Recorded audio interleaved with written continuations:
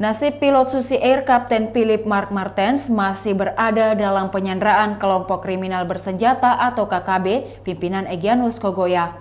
Langkah aparat kini menunggu negosiasi yang dilakukan pejabat Bupati Nduga, Namia Gujangge.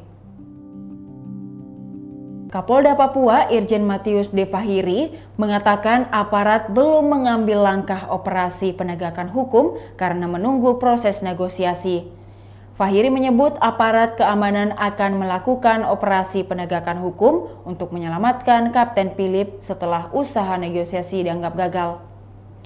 Langkah operasi penegakan hukum itu sedang dalam persiapan, termasuk diturunkannya Danrem 172 PWY Brigjen TNI JO Sembiring sebagai pimpinan atau Dankolab Korps TNI dalam pembebasan pilot Susi Air. Upaya penyelamatan saat ini masih terus diupayakan dengan mengedepankan dialog yang melibatkan para pihak yang diutus Pemda Nduga. Namun hal itu sudah berjalan beberapa waktu sehingga akan dilakukan penegakan hukum sesuai standar operasional prosedur. Agar peristiwa ini tidak berlarut-larut, Pangdam 17 Cendrawasih Majen TNI Saleh. Menurutnya, bila tiba waktunya TNI Polri akan melakukan tindakan hukum secara terukur, terpilih dan terarah.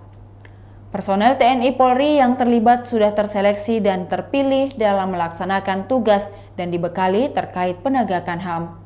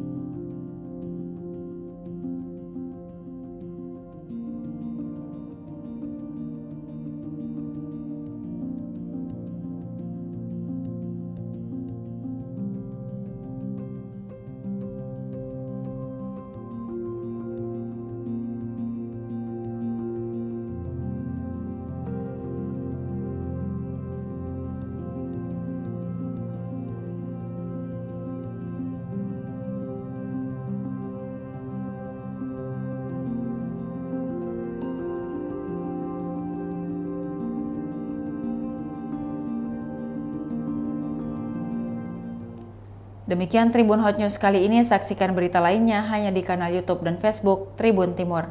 Terima kasih sudah nonton, jangan lupa like, subscribe, dan share ya!